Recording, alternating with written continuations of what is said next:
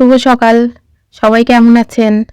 সকালে আমি চা থেকে শুরু করলাম আজকে আমার ভিডিওটা। তো এখানে আমি চা করে নিয়েছি। চা করে নিয়ে আমাদের মা ছেলের জন্য 2 কাপ চা ছেঁকে নিচ্ছি আর কি। ছেঁকে চা খেয়ে আমি ঘরের বিছানা গোছাতে যাব ঘরে। তো এই যে আমাদের মা ছেলের চা বিস্কিট 2 টাই রেডি। এখন খাওয়া-দাওয়া সেরে আমি ঘরে বিছানা গোছাতে চলে এসেছি।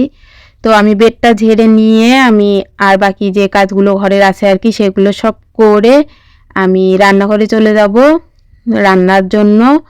তো যাই হোক, আজকে ছিল ঝড়ের পরের দিনে। আজকের সবার ঝড়ে কি অবস্থা কমেন্টে জানাবেন। তো আমি ঝড়ের পরের দিনে ঝড়ে আম পড়ছে অনেক গাছ থেকে। তো সেই আমের আচার বানাবো, সেই জন্য আজকে আর বেশি রান্নাবাড়ির ঝামেলায় যাব না।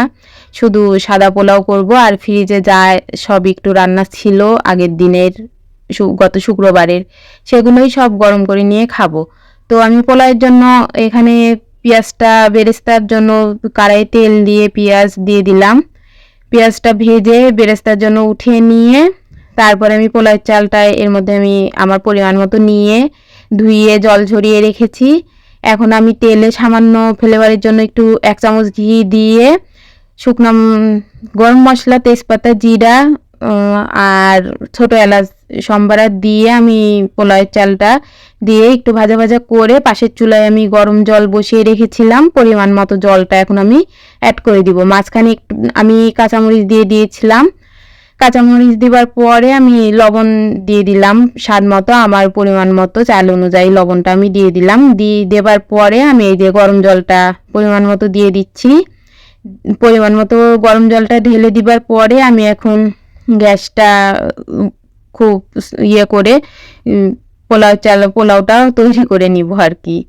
গ্যাসটা খুব জোর হিটে রেখে আমি পোলাওটা করে নিব। তারপর জলটা শুকিয়ে আসলে স্লো মোশনে দিয়ে আমি পোলাওটা রান্না করে নিব। তো আমার পোলাওটা বেশ ঝরঝরা হয়েছিল। এই যে আমি গাবলায় তুলে নিয়েছি। নিয়ে আমি এখন পেঁয়াজ বেরেস্তাটা দিয়ে দিলাম উপর দিয়ে। এখন আমি এই যে মাংস, মাছের ঝোল ফ্রিজে যা যা ছিল আর কি সব বের করে নিয়েছি। সবগুলো গরম করে নিব। নিয়ে এই যে আমি আমের আচারের জন্য আমটা আর কি ছিলে নিয়েছি। তো এখানে 1 কেজি আম ছিল।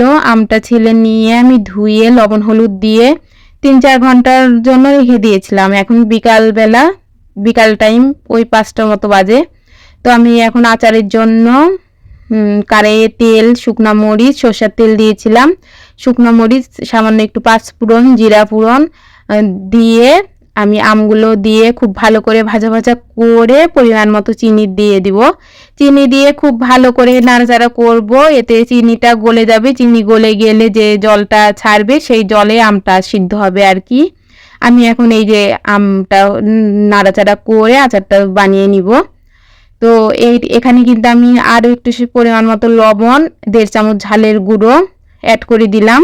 এই যে দেখেন চিনিটা গলে কতটা হয়েছে, জল হয়েছে। আর আমি নামানোর আগে 1.5 চামচের মতো ভিনেগার দিয়ে দিয়েছিলাম।